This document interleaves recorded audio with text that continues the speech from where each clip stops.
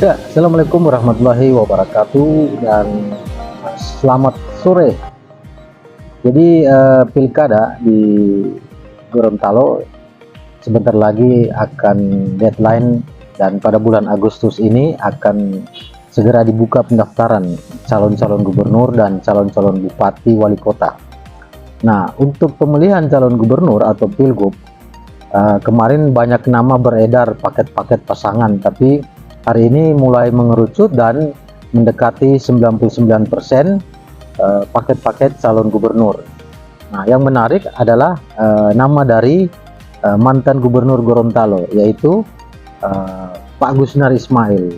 Jadi nama Gusnar Ismail dalam minggu ini makin mencuat, ratingnya cukup diperbincangkan karena memang terdengar kabar bahwa Gusnar Ismail itu sudah didukung oleh banyak partai politik seperti Demokrat, Gerindra, Golkar, PKS, PKB, Hanura, bahkan partai-partai yang non parlemen gitu.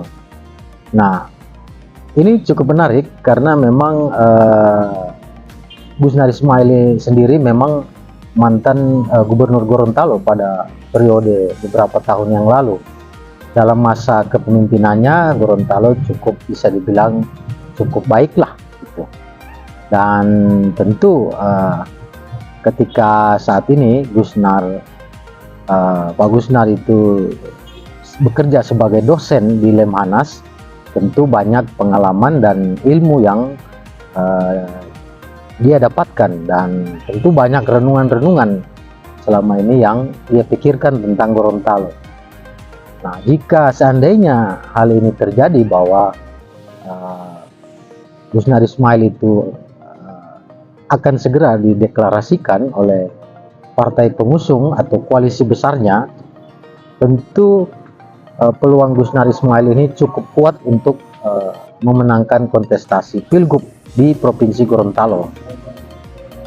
Dan untuk calon lainnya yang terdengar kabar juga itu ada koalisi antara P3 dan PDIP, yaitu Pak Nelson dan Pak Kris Wartabone.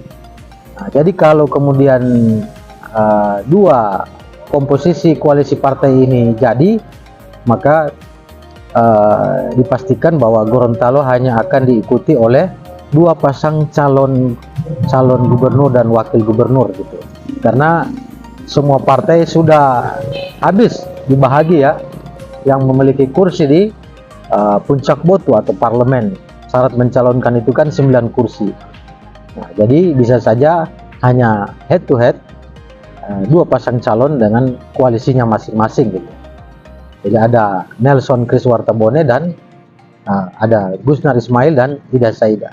Itu kabar gosip politiknya seperti itu. Dan kalau kita review lagi tentang Bang Gusnar Ismail ini cukup menarik.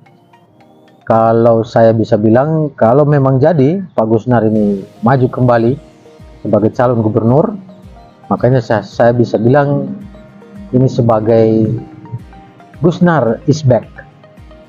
Jadi Gusnar Ismail is back, kembali ke kampung halamannya untuk mengabdi sebagai gubernur jika terpilih kembali. Dan tentu masyarakat harus menyambut kontestasi pilkada di Gorontalo ini, kontestasi demokrasi ini dengan riang gembira gitu. Jadi tidak usah baper gitu. Kita sudah cukup capek gitu ya. Nah, Gorontalo kita ketahui bahwa Gorontalo itu inflasinya cukup tinggi, ekonominya tidak berjalan naik itu. Jadi banyak pekerjaan rumah yang harus dikerjakan oleh calon gubernur terpilih nanti ke depannya.